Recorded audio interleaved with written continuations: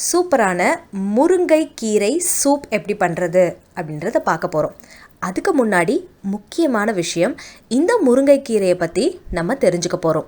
நிறைய வீடியோஸ் நீங்கள் பார்த்துருப்பீங்க, இதில் விட்டமின்ஸ், மினரல்ஸ், அயர்ன் அதிகமாக இருக்குது அப்படின்னு. இதை தாண்டி இன்னும் நமக்கு தெரியாத விஷயங்களை தான் இன்றைக்கி நம்ம பேச போகிறோம். இப்போ இந்த முருங்கை கீரை அப்படின்னு எடுத்துட்டோன்னா, இப்போ நீங்கள் பார்க்குறீங்கல்ல எவ்வளோ அழகாக இருக்குல்ல.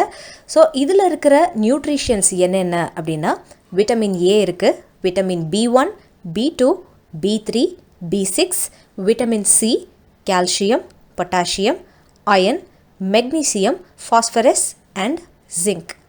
இத்தனை சத்துக்கள் இந்த முருங்கைக்கீரையில் இருக்குது. இப்போ மெயினாக இந்த முருங்கைக்கீரையில் பார்த்தோன்னா நோய் எதிர்ப்பு சக்தியை அதிகமாக்குற சக்தி இதுக்கு இருக்குது. இன்னொரு முக்கியமான விஷயம் என்னென்னா, உடம்பை குறைக்கணும்னு எவ்வளவோ கஷ்டப்படுறவங்க இந்த முருங்கைக்கீரையை ரெகுலராக எடுத்திங்கன்னா உங்களுடைய வெயிட் கம்மியாயிடும். எப்படின்னு கேட்குறீங்களா? யூஸ்வலாக நம்ம சாப்பிட்ற சாப்பாடு எல்லாமே ஃபேட்டாக போய் ஸ்டோர் ஆகிறதுனால தான் நம்ம உடம்பு ரொம்ப பல்ஜ் ஆகுது. அப்படி இல்லாமல் நம்ம சாப்பிட்ற சாப்பாடை செரிக்க வச்சு அதை எனர்ஜியாக மாற்றுற சக்தி முருங்கைக்கீரையில் இருக்கிற விட்டமின் பிக்கு இருக்குது. ஸோ இது இருக்கிறதுனால ப்ராப்பரான டைஜஷன் ஆகும். உங்களுடைய சாப்பாடு எனர்ஜியாக, அதாவது சத்தாக கன்வெர்ட் ஆகும். ஸோ உங்களுக்கு ஃபேட் டெபாசிட் ஆகாது, நீங்கள் குண்டாக மாட்டீங்க. இந்த முருங்கைக்கீரையை வச்சு சூப்பரான ஒரு சூப் எப்படி பண்ணுறது அப்படின்றத நம்ம பார்க்க போகிறோம். யூஸ்வலி முருங்கைக்கீரை சூப் அப்படின்னு பார்த்தோன்னா துவரம் பருப்பு, முருங்கைக்கீரை, ஜீரகம், அந்த மாதிரி நிறைய பொருட்கள் போட்டு குக்கரில் வச்சு விசில் வந்ததுக்கப்புறமா எடுத்துன்னு ஒரு பெரிய ப்ராசஸ் போகுது. அந்த மாதிரி பெரிய ப்ராசஸ் இல்லாமல் ஈஸியாக சிம்பிளாக வீட்லேயே நம்ம எப்படி ஒரு ட்ரெடிஷ்னல் வேலை செய்யலாம் அப்படின்றது தான் இந்த வீடியோவில் நம்ம பார்க்க போகிறோம். இப்போது ஃபஸ்ட்டு இதுக்கு தேவையான பொருள் எல்லாம் நம்ம பார்க்கும்போது, நம்ம ஃப்ரெஷ்ஷாக நம்ம கைப்படவே இப்போது இந்த முருங்கை இலையை பறிச்சிடலாம். இன்னொரு முக்கியமான விஷயம் என்ன தெரியுங்களா? முருங்கை இலையை மரத்துலேருந்து பறித்த உடனேயே 30 to 45 நிமிஷத்துக்குள்ளே நீங்கள் சமைச்சிடணும். அப்படி செய்யலைன்னா அதில் இருக்கிற சத்தெல்லாம் போயிடும்.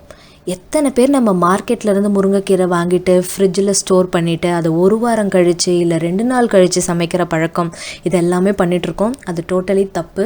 ஸோ இனிமேல்ட்டு முருங்கைக்கீரை நீங்கள் வாங்கினீங்கன்னா உடனே சமைக்கிற மாதிரி பாருங்கள். இதை விட முக்கியமான விஷயம் என்ன அப்படின்னு பார்த்தீங்கன்னா, இந்த முருங்கைக்கீரையை நீங்கள் தயவு செஞ்சு வீட்லேயே வளர்க்கலாம். முன்னாடிலாம் பார்த்தோன்னா நம்ம எல்லார் வீட்டிலையும் முருங்கைக்கீரை இருக்கும். ஆனால் இப்போ பார்த்தீங்கன்னா நம்ம மார்க்கெட்டில் போய் வாங்குகிற நிலைமை இருக்குது. இதெல்லாம் விட்டுட்டு ஒரு சின்ன சின்ன தொட்டி வாங்கிக்கோங்க. சின்ன சின்ன தொட்டியில் எங்கேயாவது முருங்கைக்கிளை கிடச்சிதுன்னா அதை எடுத்துகிட்டு இந்த 4 தொட்டிலையும் வச்சுருங்க. ஒரு வாரம் கழித்து நீங்கள் பார்த்தீங்கனாலே அதில் அழகாக துளிர் விட்டுருக்கும்.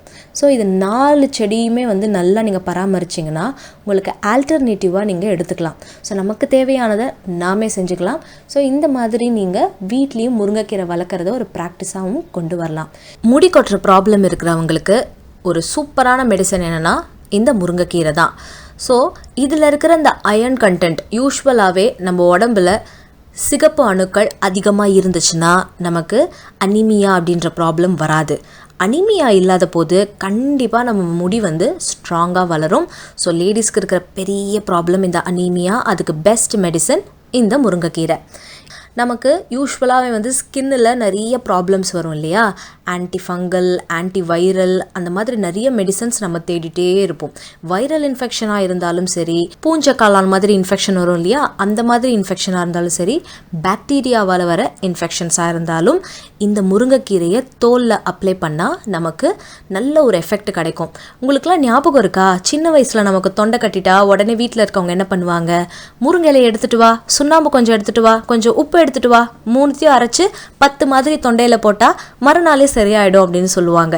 ஸோ எவ்வளோ எஃபெக்டிவாக நம்மளுடைய ஆன்சிஸ்டர்ஸ் நமக்கு இந்த விஷயத்தெல்லாம் சொல்லிட்டு போயிருக்காங்கல்ல.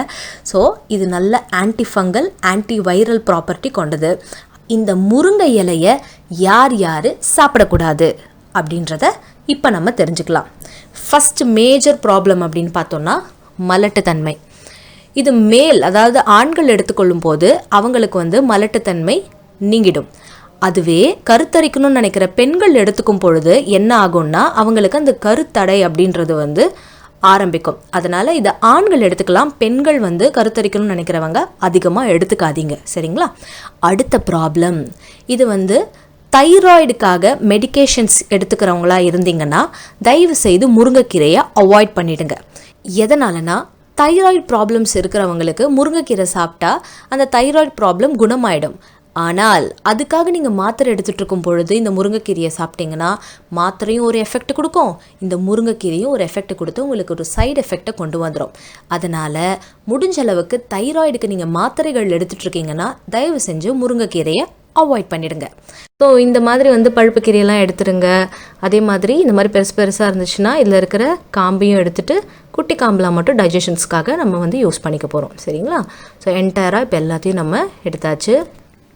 ஸோ இந்த மாதிரி நம்ம எல்லா கீரையும் எடுத்ததுக்கப்புறமா பேலன்ஸ் இந்த குச்சியெலாம் இருக்கு இல்லையா, இதை நீங்கள் என்ன பண்ணுறீங்கன்னா மாடுக்கு கூட சாப்பிட்றதுக்கு கொடுக்கலாம். இப்போ அடுத்து என்ன பண்ண போகிறோன்னா நம்ம எடுத்து வச்ச கீரையை இந்த மாதிரி தண்ணியில் போட்டு எடுத்துக்க போகிறோம். பாருங்கள். ஸோ இதை நல்லா வாஷ் பண்ணிவிடுங்க. யூஸ்வலாக முருங்கைக்கீரை பார்த்திங்கன்னா ரோட்லேயே நிறைய பொல்யூஷன் எக்ஸ்போஷர் இடத்துல இருந்துச்சுன்னா நமக்கு நிறைய தூசு இருக்கும். அதெல்லாம் க்ளீன் பண்ணுறதுக்கு ஃபஸ்ட்டே நீங்கள் இந்த மாதிரி இனிக்கிட்டும் நீங்கள் க்ளீன் பண்ணலாம், இல்லைனா இந்த மாதிரி இலைகள் எடுத்துட்டும் இந்த மாதிரி வாஷ் பண்ணிக்கலாம். வாஷ் பண்ணிவிட்டு உங்களுக்கு ஏதாவது வடிகட்டி மாதிரி இருந்துச்சுன்னா கூட அதில் நீங்கள் அழகாக ட்ரைனிங் மாதிரி பண்ணி எடுத்துடலாம். ஸோ ரொம்ப நேரமும் நீங்கள் அலசிட்டே இருக்கக்கூடாது. கொஞ்சம் நேரம் போடுங்க. மேக்ஸிமம் ஒரு 2 to 3 minutes அந்த மாதிரி போட்டு டக்குன்னு நீங்கள் எடுத்துடணும். ரொம்ப நேரம்லாம் எடுத்துக்காதீங்க. டயபெட்டிஸ் அப்படின்றது ரொம்ப பெரிய பிரச்சனையாக நம்ம எல்லாருமே பார்த்துட்ருக்கோம். அப்படி இருக்கும் பொழுது இந்த முருங்கைக்கீரைக்கே இருக்கிற ஒரு பெரிய ப்ராப்பர்ட்டி என்ன அப்படின்னு பார்த்திங்கன்னா, இது ரத்தத்தில் இருக்கிற அந்த ப்ரெஷரை குறைக்கும். ஸோ பிளட் ப்ரெஷரை குறைக்கும். யூஸ்வலாகவே நம்ம டயபெட்டிஸ் இருக்கிறவங்களுக்கு என்ன பண்ணுவோம், அவங்களுக்கு அந்த ப்ரெஷர்லாம் குறையணும், பிளட் சுகர் லெவல்லாம் குறையணும் அப்படின்றதுக்காக தான் நம்ம மாத்திரை போடுவோம். ஸோ ஏற்கனவே மாத்திரையை போட்டுட்ருக்கும் பொழுது அதே வேலையை செய்கிற முருங்கைக்கீரையும் நீங்கள் சேர்த்து சாப்பிட்டிங்கன்னா உங்களுடைய பிளட் ப்ரெஷர் லெவலை இது இன்னும் குறைச்சிரும். இதை மனசில் வச்சுட்டு டயபெட்டிஸ் பேஷண்ட்டாக இருந்தீங்கன்னா தயவு செஞ்சு உங்கள் டாக்டர்கிட்ட கன்சல்ட் பண்ணிவிட்டு முருங்கைக்கீரை சாப்பிடலாமா வேண்டாமா, உங்கள் உடம்புக்கு ஒத்துக்குமா ஒத்துக்காதா அப்படின்றத செக் பண்ணிவிட்டு அதுக்கப்புறமா இந்த முருங்கைக்கீரையை நீங்கள் சாப்பிட்லாம். அப்படி இல்லைன்னா நம்ம மாதத்துக்கு ஒரு தடவை அந்த மாதிரி நீங்கள் சாப்பிட்லாம். அதுவும் எப்போனா உங்கள் டயபெட்டிஸ்க்கு மாத்திரைலாம் நீங்கள் போட்டுக்கிறீங்க இல்லையா, போட்டுட்டு ஒரு 4 மணி நேரம் கழித்து இந்த முருங்கைக்கீரையை நீங்கள் சாப்பிட்லாம். அந்த மாதிரி ஒரு பழக்கத்தை வச்சுட்டிங்கன்னா எந்த ப்ராப்ளமும் உங்களுக்கு கிடைக்காது. அதே மாதிரி தான் ஹை பிளட் ப்ரெஷர் இருக்கிறவங்களும் அதுக்கான மாத்திரைகள் எடுத்துகிட்டு இருக்கும் போது இந்த முருங்கைக்கீரையை தவிர்க்கிறது ரொம்பவே நல்லது. சரிங்களா? ஸோ இவ்வளோ விஷயம் பார்த்துட்டோம். அப்பா அம்மா தாத்தா பாட்டி செஞ்ச மாதிரி கீரை அலசாமே செய்யலாம். ஆனால் இன்றைக்கி இந்த மாதிரி க்ளீன் பண்ணி செய்கிற கட்டாயத்தில் தான் நம்ம இருக்கோம். அதனால் அலசி எடுத்துக்கோங்க. சரிங்களா? அடுத்து பூண்டு இந்த மாதிரி பெரிய பெரிய பற்கள் ஒரு 5லேருந்து 6 பற்கள் எடுத்துக்கோங்க. ஸோ எடுத்துகிட்டு இதை நம்ம உரித்து எடுத்துக்கலாம். அடுத்து பச்சை மிளகாய் காரத்துக்கு ஏற்ப எடுத்துக்கலாம். அடுத்து இந்த மாதிரி இஞ்சி, இது சின்ன ஒரு பீஸ் தான் இஞ்சி எடுத்துக்க போகிறோம், பட்டாணி சைஸ்க்கு. அடுத்து பார்த்திங்கன்னா பெருங்காயம், நம்ம கட்டி பெருங்காயமாக இருந்தாலும் தூள் பெருங்காயமாக இருந்தாலும் எடுத்துக்கோங்க. கொஞ்சம் கடலைப்பருப்பு 1 மணி நேரத்துக்கு முன்னாடியே ஊற வச்சுருங்க. இப்போ தேவையான பொருள் கீரை, பூண்டு, மிளகாய், இஞ்சி, பெருங்காயம், ஊற வச்ச கடலைப்பருப்பு, இதெல்லாம் தான் நமக்கு தேவையான பொருள். இதை வச்சு சிம்பிளாக நம்ம எப்படி சூப் செய்கிறது அப்படின்றத பார்க்க போகிறோம். மிளகா காரத்துக்கு ஏற்ப அப்படின்றதுனால உங்களுக்கு எவ்வளோ தேவையோ அவ்வளோ எடுத்துக்கோங்க. ஸோ இப்போ என்ன பண்ண போகிறோம் அப்படின்னா, இந்த மாதிரி சின்ன உரல் மாதிரி இருக்கு இல்லையா, இதில் இப்போ எனக்கு 1/2 மிளகா தேவைப்படுது. ஸோ அந்த மாதிரி போட்டுக்கிறேன். இன்னும் கொஞ்சம் காரம் உரப்பாக சாப்பிடுவீங்கன்னா நீங்கள் 1 மிளகா ஃபுல்லாக போட்டுடலாம். இதை நல்லா இப்படி அரைச்சிடுங்க. அரைச்சதுக்கப்புறமா 1 மணி நேரம் ஊற வச்ச கடலைப்பருப்பு இந்த மாதிரி ஒரு 1 to 2 ஸ்பூன் நீங்கள் எடுத்துக்கலாம். அதை எடுத்து இந்த மாதிரி இதில் போட்டுருங்க. அதையும் நம்ம அரைக்க போகிறோம். ஸோ இதை அரைச்சி முடிச்சதுக்கப்புறமா அடுத்து என்ன பண்ண போகிறோம் அப்படின்னா, பூண்டு இருக்கு இல்லையா, பூண்டை இந்த மாதிரி ஸ்லைஸாக குட்டி குட்டி ஸ்லைஸாக தெரியுதுங்களா உங்களுக்கு, ஒவ்வொரு பூண்டையும் இந்த மாதிரி ஸ்லைஸ் பண்ணிவிடுங்க. நம்ம வச்சுருக்க 5லேருந்து 6 பற்களையும் இதே மாதிரி நம்ம ஸ்லைஸ் பண்ணிடுறோம். அடுத்து என்ன பண்ண போகிறோம் அப்படின்னா, இஞ்சி துண்டு ஒரு பட்டாணி சைஸ்க்கு இஞ்சி துண்டு எடுத்துகிட்டு இதில் போட்டுருங்க. போட்டு அதையும் நல்லா அரைச்சிருங்க. இந்த மருத்துவ குணம் நிறைஞ்ச எல்லா பொருளும் சேரும் போது இந்த சூப் ஒரு எனர்ஜெட்டிக் சூப்பாக உங்களுக்கு இருக்கும். வீட்டில் இருக்க குட்டீஸ்க்கு கூட கொடுக்கலாம். இப்போது எக்ஸஸாக அடிஷ்னலாக நம்ம இந்த மாதிரி கார்ன்ஃப்ளவர் இருக்கு இல்லையா, கார்ன்ஃப்ளவர் பவுடர், அதாவது சோள மாவு பவுடர் 1 டீஸ்பூன் இந்த மாதிரி எடுத்துக்கிறோம். இது தேவைன்னா எடுத்துக்கலாம், இல்லைனா வேண்டாம். அதே மாதிரி இஞ்சி கூட உங்களுக்கு தேவைன்னா தான் எடுத்துக்கலாம், இல்லைனா வேண்டாம். ஸோ நம்ம பொருட்கள் எல்லாமே தயாராகியாச்சு. அடுப்பை பற்ற வச்சுடுவோம். பற்ற வச்சுட்டு இந்த கடாயை வச்சிடலாம். உங்கள் வீட்டில் மண் கடாய் இருந்ததுன்னா தயவு செஞ்சு அதை உபயோகப்படுத்துங்க, ரொம்ப நல்லது. இப்போ எண்ணெய் போட்டு எண்ணெய் காஞ்சதுக்கப்புறமா 2 ஸ்பூன் எண்ணெய் போட்டிருக்கோம். அது காஞ்சதுக்கப்புறமா இந்த மாதிரி அதில் முருங்கைக்கீரையை போட்டுருங்க. போட்டுட்டு இதில் இருக்க பச்சை நிறம் மாறாமல் கொஞ்சம் நீங்கள் வதக்கணும். சரிங்களா. ரொம்ப ஓவராக நீங்கள் வதக்கிட்டிங்கன்னா ஒரு மாதிரி மஞ்சள் பூத்தா மாதிரி ஒரு கலர் வரும், அது வரக்கூடாது. இன்னொரு முக்கியமான விஷயம் என்னென்னா, இன்றைக்கி நம்ம எல்லாருக்கும் இருக்கிற பெரிய ப்ராப்ளம் மனநலம் ரிலேட்டடாக டிப்ரெஷன். இந்த டிப்ரெஷன் போகிறதுக்காக நம்ம எவ்வளவோ ஸ்ட்ரெஸ் ரிலீவிங் ஃபேக்டர்ஸ்லாம் பண்ணுறோம், ஆனாலும் எந்த எஃபெக்ட்டுமே நமக்கு கிடைக்கிறது இல்லை. அப்படி இருக்கும்போது இந்த முருங்கைக்கீரையை நீங்கள் எடுத்துக்கிட்டிங்கன்னா இது நல்ல ஆன்டி டிப்ரெசண்ட்டாக உங்கள் மனசை காமாக்கும். இந்த முருங்கைக்கீரையை நீங்கள் அப்படியே சாப்பிடலாம், கொஞ்சம் லைட்டாக உப்பு தூவி மிளகு தூவி, ரொம்ப டேஸ்ட்ஃபுல்லாக இருக்கும். அதே மாதிரி கருவேப்பிலைக்கு ஒரு சப்ஸ்டியூட்டாகவும் நீங்கள் இதை யூஸ் பண்ணிக்கலாம். அடுத்து இதே மாதிரி கடாயில் எண்ணெய் ஒரு 2 ஸ்பூன் ஊற்றி அதில் நம்ம சாப் பண்ணி வச்சுருக்க இந்த பூண்டை வந்து வதக்கிடுங்க. அதுக்கப்புறமா கடலைப்பருப்பு, மிளகாய், இஞ்சி இது 3ம் சேர்த்து அரைத்ததை போட்டு நல்லா தண்ணி ஊற்றிடுங்க. ஸோ அந்த கடலைப்பருப்பு நல்லா வேகும், அதுக்காக கொஞ்சம் நல்லா நிறைய தண்ணி ஊற்றலாம். ஒரு 2லேருந்து 3 கிளாஸ் தண்ணி கூட நீங்கள் ஊற்றலாம், சரிங்களா. இது நல்லா கொதிக்கும், உங்களுக்கு பால் மாதிரி இப்போ மாறிடுச்சு பார்த்தீங்களா. இது கொதிச்சு இப்போ இந்த மாதிரி இது பொங்குற மாதிரி வரும், உங்களுக்கு தெரியுதா. இந்த மாதிரி பொங்கி வர நேரத்தில் நீங்கள் என்ன பண்ணணும் அப்படின்னா, நம்ம தயாரித்து வச்சுருக்க முருங்கை இலையை இதில் போட்டுருங்க. போட்டுட்டு நல்லா அடிப்பிடிக்காமல் மிக்ஸ் பண்ணுங்கள். அடுத்ததாக இதில் கொஞ்சம் பெருங்காயமும் நம்ம சேர்த்துக்கலாம். பெருங்காயம் ஒரு 1லேருந்து 2 சிட்டிகை மாதிரி. அடுத்து பார்த்திங்கன்னா கார்ன்ஃப்ளவரை வந்து தண்ணியில் கரைச்சி எடுத்து வச்சுக்கோங்க. இது வந்து நமக்கு தேவைன்னா போட்டுக்கலாம், அந்த குழப்பு கொடுக்கும் இல்லையா சூப்புக்கு, இல்லைன்னா கடலைப்பருப்பு இருக்கு இல்லையா அதுவே போதும். இப்போது நம்ம கடைசியாக கல்லுப்பு போடுறோம். இந்து உப்பு இருந்துச்சுன்னா கண்டிப்பாக இந்து உப்பு யூஸ் பண்ணுங்கள், அது ரொம்ப நல்லது. இப்போ நல்லா இது கொதித்து அந்த குழப்பு வர்றது உங்களுக்கு தெரியுதா.